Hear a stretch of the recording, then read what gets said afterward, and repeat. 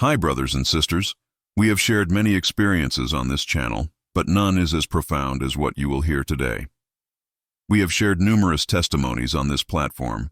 Some were warnings about events about to befall the earth, while others were revelations of the fulfillment of certain promises of God to be experienced on earth. We thank God for all these revelations and experiences, but what you are about to hear is particularly weighty and different.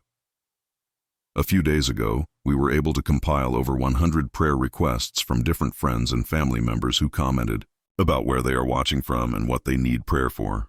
We prayed with them and we continue to lift them up before the throne of grace. Today is another day of intercession, and we invite you to comment below. Tell us where you are watching from, and if you have any prayer request you want us to join you in. Our prayer team will gladly stand with you in prayer so that heaven will intervene. Below is today's powerful experience that was sent to us. We encourage you to watch until the end, share with your loved ones, and remain prayerful in these critical times. May the Lord bless you as you listen. My name is Michael Stevens, and I'm 54 years old. For 28 years, I've worked as a senior electrical engineer, traveling across the country to oversee major grid maintenance projects. I'm a man of routine and logic, someone who trusts what he can measure and calculate. Faith was something I acknowledged but never really explored deeply. I believed in God, sure, but it was more of a distant acknowledgement than a living relationship. I live in Charlotte, North Carolina. My wife, Neola, and I raised 3 wonderful children who are now building their own lives in different corners of the country. On November 2nd, 2025, my company sent me on a 4-day assignment to oversee the installation of new transformer systems at a facility outside Orlando, Florida. It was supposed to be straightforward work, the kind I'd supervised countless times before. The weather was perfect, the team was experienced, and everything was proceeding exactly according to schedule. The first day went flawlessly. We completed the initial assessments, verified all safety protocols, and began the installation process. The crew worked with precision, and by evening, we were ahead of schedule. I remember calling my wife that night, telling her how smoothly everything was going, how I'd probably be home a day early. The second day was equally successful. The team synchronized perfectly, every connection tested and verified, every measurement falling within acceptable parameters.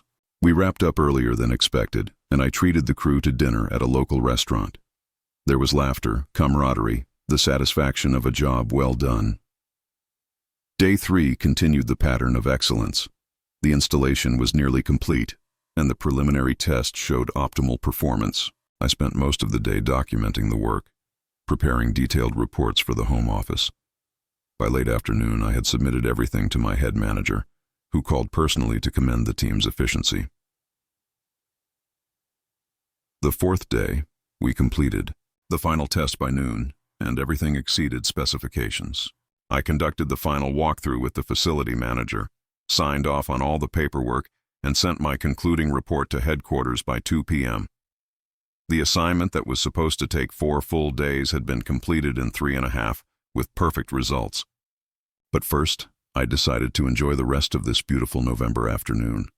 The hotel where I was staying had a beautiful outdoor pool, and the Florida sunshine was too inviting to ignore.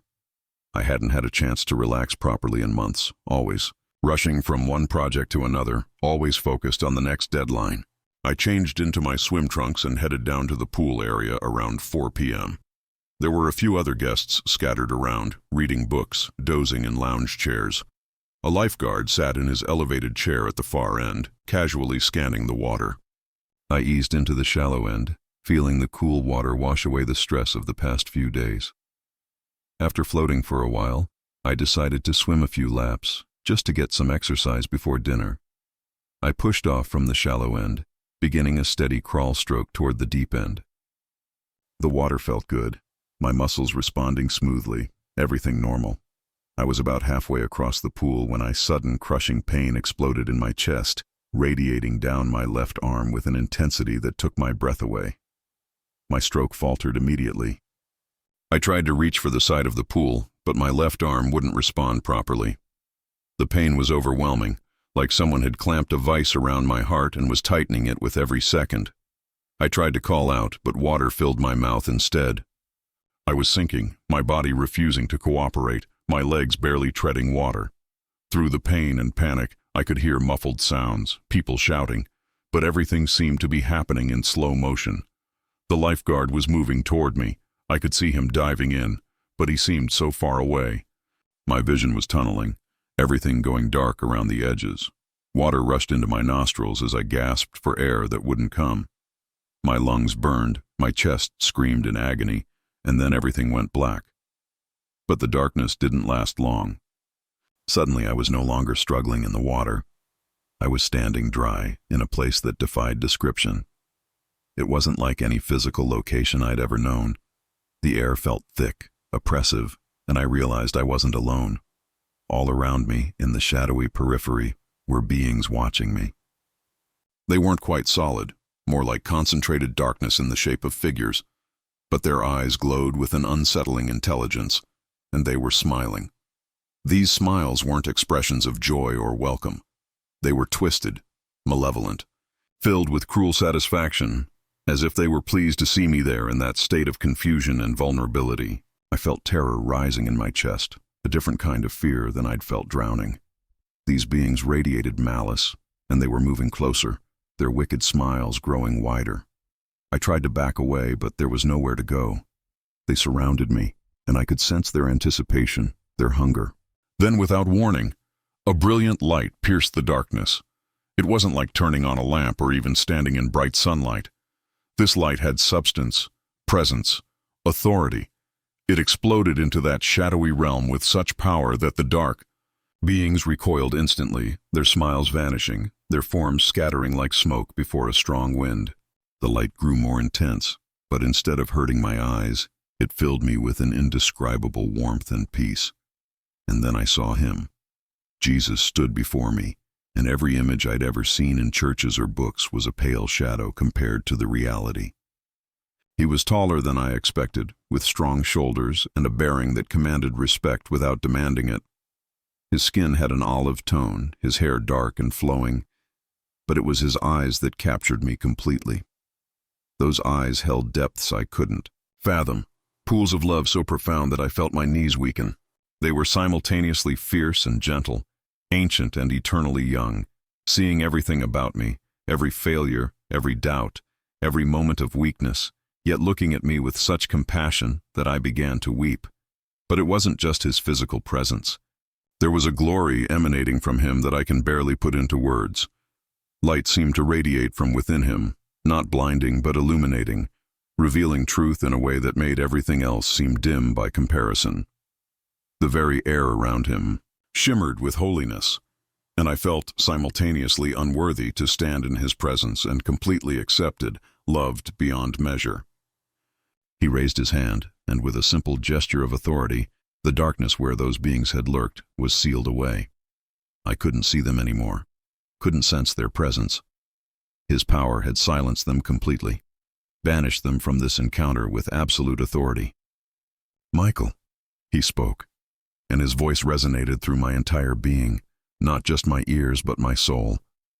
I felt my name spoken with an intimacy and knowledge that told me he had always known me, had always seen me, even when I hadn't truly sought him. He began to speak, and I listened with every fiber of my being. He told me that the beings I had seen were fallen angels, dark spirits who exist in rebellion against God. He revealed to me that these entities have a limited foresight, an ability to perceive certain events that are coming upon the earth. They watch humanity with cruel anticipation, delighting in the suffering and chaos they know is approaching. He explained that they were smiling because they could see calamity ahead, destruction that would test humanity like never before, and they were pleased at the prospect of people's pain and fear. Then suddenly we were no longer in that undefined space. We were standing on what appeared to be a high vantage point, looking down at the entire United States spread out below like a living map. I could see every city, every town, lights twinkling across the landscape like stars fallen to earth. He told me to watch carefully, to observe what he was about to show me. He revealed to me that there would be 3 days of complete blackout across America, 3 days when the electrical grid would fail entirely, when the systems that modern life depends upon would cease to function. But this wasn't just a simple power outage. He showed me that it would be a massive electromagnetic event, a solar storm of unprecedented magnitude that would strike the Earth with devastating force. As I watched, I saw the moment it began. The sun released a coronal mass ejection of extraordinary power, hurling billions of tons of charged particles toward Earth. When this wave of electromagnetic energy struck the planet's magnetic field, it created a cascading failure across every electrical system in North America. He showed me the first moments in extraordinary detail. I watched as the power went out simultaneously across the entire continent, from the Atlantic to the Pacific, from Canada to Mexico. But it wasn't just darkness that fell. The electromagnetic pulse was so powerful that it physically destroyed electronic components in anything connected to the power grid or containing sophisticated circuitry. He revealed to me what would happen in major cities during those first minutes. I saw New York City plunge into darkness in an instant. Times Square, usually blazing with lights and digital billboards, went completely black. The subway system, with thousands of trains running underground, stopped dead on the tracks. Elevators in hundreds of skyscrapers froze between floors, trapping people inside with no way to call for help. He showed me the panic that would erupt in those first moments. People trapped in subway cars underground, in complete darkness, not knowing what had happened or how long they would be there.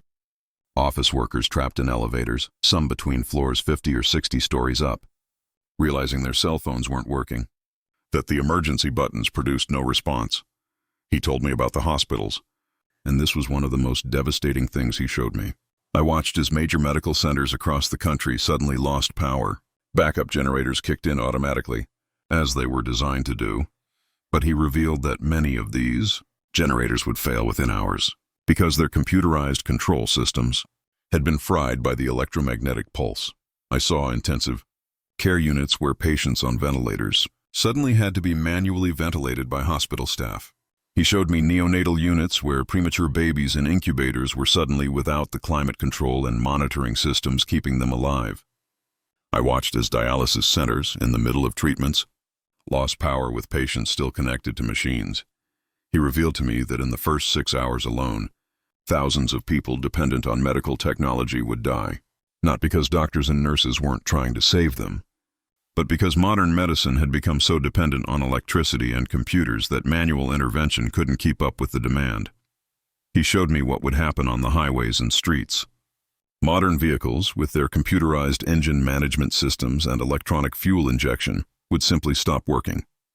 I watched as cars on interstate highways suddenly lost power, coasting to stops and creating massive traffic jams. In some places, accidents would occur as drivers in the darkness collided with stopped vehicles they couldn't see. He told me that only very old vehicles, those made before widespread computerization of automobiles, would still function. Cars and trucks from the 1970s and earlier, with simple mechanical systems, would be among the few that could still run. But there would be very few of these on the roads. He revealed what would happen at airports. Planes in flight would be affected differently depending on their altitude and position when the pulse hit, but many would lose electronic systems. I watched as air traffic control systems went dark, as planes tried to land at airports with no lights, no navigation aids, no communication systems. He showed me that many pilots would manage to land safely through skill and training, but others would not. He showed me the chaos that would erupt in homes across America. Families would suddenly be in complete darkness, their circuit breakers tripped not by overload but by the destruction of the electrical components within them. People would try their flashlights, but he revealed that most modern LED flashlights with electronic control circuits would be dead. Only old-fashioned incandescent flashlights with simple switches would work. Cell phones would be completely dead, he told me. Not just out of power, but permanently destroyed. The delicate microchips inside them would be fried beyond repair. Computers, tablets, modern televisions, all destroyed. Even battery-powered devices with computer chips would be useless. He showed me how people would try to get information about what was happening. They would turn to their radios, but he revealed that most modern radios are digital and would be destroyed. Only old analog radios, the kind with simple tuning dials and no digital displays, would still function. And even then, most radio stations would be off the air because their transmitting equipment would be destroyed. He told me about the first day, and the horror that would unfold as people began to realize this wasn't a temporary outage. I watched as grocery stores were overwhelmed by panicking crowds. In the darkness, with no working cash registers, no way to process credit cards, chaos would reign. He showed me stores being looted not just by criminals, but by desperate families who didn't understand what was happening and feared they needed to get supplies while they could. He revealed that water systems would begin to fail within hours. Modern water treatment plants and pumping stations depend on electricity and computerized controls. Without power, and with their backup systems destroyed, water pressure would drop, then stop completely. People in tall buildings would lose water first, as the pumps that pushed water to upper floors stopped working. Eventually, entire cities would be without running water. He showed me what would happen in the winter cold of December. With no electricity, homes heated by electric systems would grow cold quickly. Even homes with natural gas furnaces would be affected because modern furnaces require electricity to run their blowers and electronic ignition systems. Only homes with wood stoves or very old furnaces with standing pilot lights would have heat. He told me about the first night and how terrifying it would be. Complete darkness would fall across the entire country, darker than most people had ever experienced because there would be no ambient light from street lights, buildings, or neighboring homes. People in cities used to the constant glow of urban lights would experience true darkness for the first time in their lives.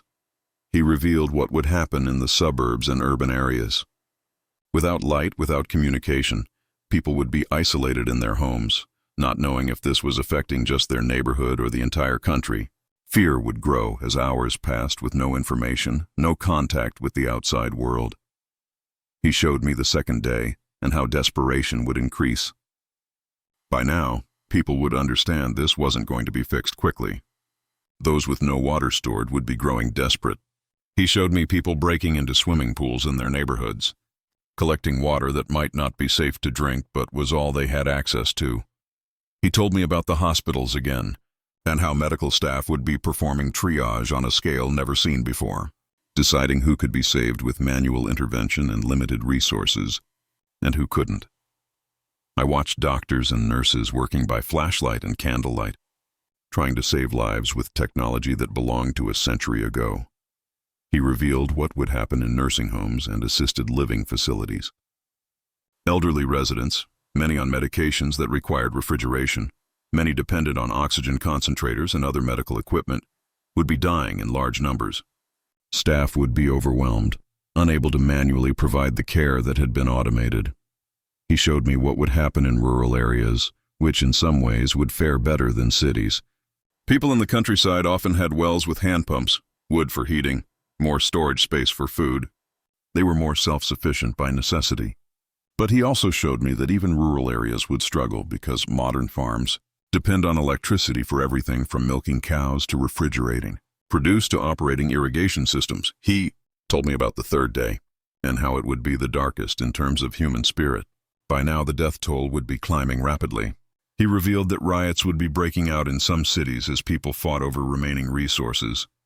Police would be unable to respond effectively without communication systems or working vehicles. In some areas, people would form armed groups to protect their neighborhoods. But then he showed me something beautiful amidst all the horror. He revealed communities and churches that had prepared, and how they would become beacons of hope in the darkness. I watched a church in Atlanta that had stored food, water, and medical supplies in their basement. They had old equipment that still worked after the pulse, including hand-crank radios and simple flashlights. When the darkness fell, this church opened its doors to everyone in the neighborhood. They organized teams to check on elderly residents, to share food with families who had none, to provide medical care with basic supplies. He showed me a community in rural Tennessee that had prepared together. They had coordinated before the event, stockpiling supplies, learning old skills like preserving food without refrigeration, collecting old vehicles that would still run. When the darkness came, this community barely noticed because they had prepared to be self-sufficient. He told me that these prepared communities wouldn't just survive, they would serve. I watched as they sent teams into nearby towns to help people who weren't prepared, sharing their food and water, teaching others how to purify water and prepare food without electricity. He revealed to me the spiritual impact of these 3 days. Churches that had seemed half-hearted before would be filled with people desperately seeking God. I watched as baptisms were performed in rivers and lakes, as people who had ignored God for years fell to their knees in genuine repentance. He told me that more people would come to authentic faith during these 3 days than in the previous decade. The crisis would strip away pretense and reveal what people truly believed. Those who had trusted in technology, in government, in their own resources, would find those things failing completely. Only those who turned to him would find the peace and strength to endure. He showed me families coming together in ways they hadn't in years. Without television, without internet, without the distractions of modern life, families would gather by candlelight and actually talk to each other, pray together, support each other in ways they had forgotten how to do. He revealed what would happen in different sectors of society. In the financial sector, everything would be frozen. Banks would be closed, ATMs wouldn't work, credit cards would be useless. Only people with physical cash would be able to buy anything, but there would be little to buy because supply chains would be completely broken. In the transportation sector, nothing would be moving. Trucks that deliver food to grocery stores would be stopped. Trains would be dead on their tracks. Ships would be stranded in ports with no way to unload cargo. The entire system that modern life depends on would be completely halted. In the communication sector, silence would reign. No phones, no internet, no television, no radio except for a very few old analog stations that might manage to broadcast. People would be isolated in ways that seemed impossible in the hyper-connected modern world. In the government sector, chaos would reign. Leaders would be unable to communicate with each other or with the public. Emergency services would be crippled. The systems for maintaining order and providing aid would be overwhelmed or non-functional. Some officials would rise to the occasion with remarkable leadership, but many would be as helpless as ordinary citizens. He told me that after exactly 72 hours, the electromagnetic interference would fade enough for power to begin returning in some areas. But he revealed that the recovery would be slow and difficult. Many transformers and substations would be permanently damaged and need replacement. It would take weeks for power to be fully restored across the country, and some remote areas would be without power for months. He showed me that the death toll from these 3 days would be in the millions.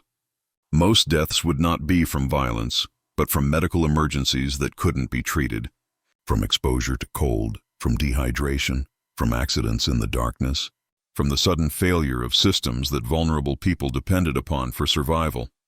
But he also showed me what would emerge from these 3 days. A nation humbled, turned back to God in ways it hadn't been in generations. Communities that had rediscovered the importance of knowing their neighbors, of mutual support, of not depending solely on systems that could fail. Families that had been reunited, that had remembered how to function as units rather than collections of individuals pursuing separate digital lives. He told me that the purpose of these 3 days wasn't judgment or punishment, but awakening.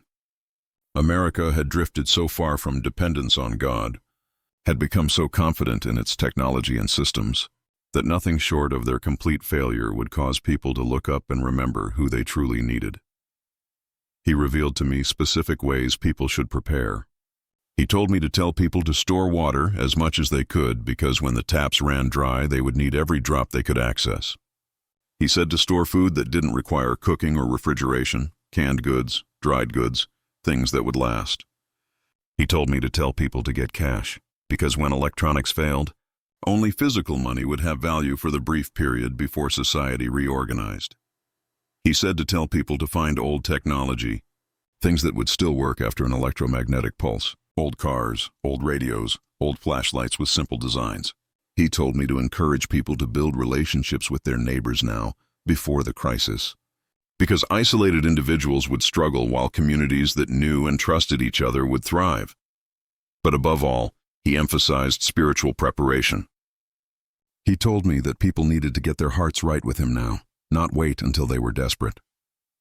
They needed to practice trusting him in small things so they would know how to trust him when everything failed.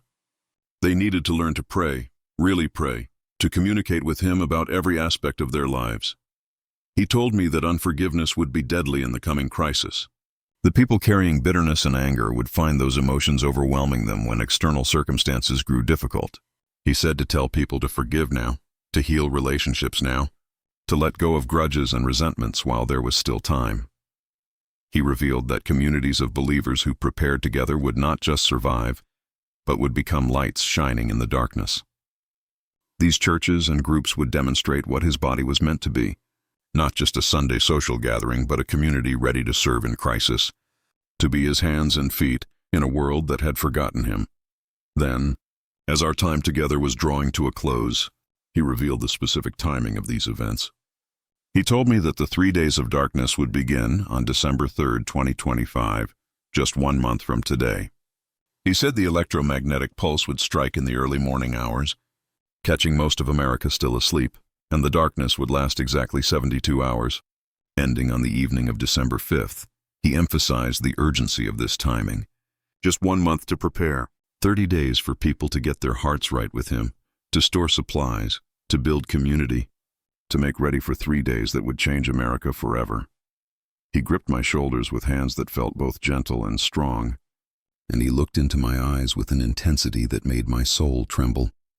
He told me that I was being sent back for a purpose, that every day between now and December 3rd mattered, that every person who heard and prepared could be someone who not only survived, but served others through the darkness. Then I felt that pulling sensation, like I was being drawn backward through a tunnel. His face began to fade. The next thing I knew, I was choking, coughing up water, surrounded by paramedics. The hotel pool deck was chaos, people crying, the lifeguard looking shaken, someone performing chest compressions that had finally worked.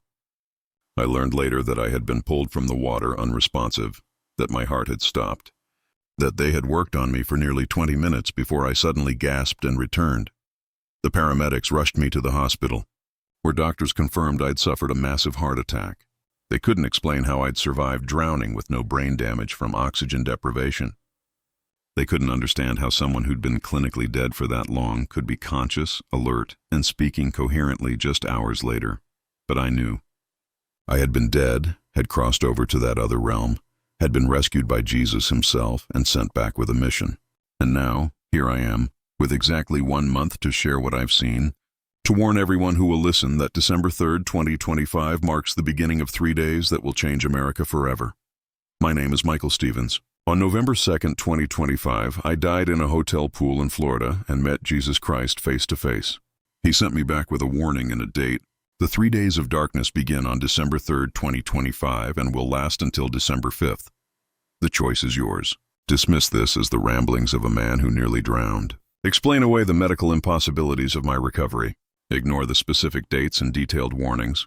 Or consider that the God who loves you is trying to prepare you for what's ahead, giving you 1 month to get ready physically and spiritually for 3 days that will test your faith like nothing you've experienced before. Time is running short.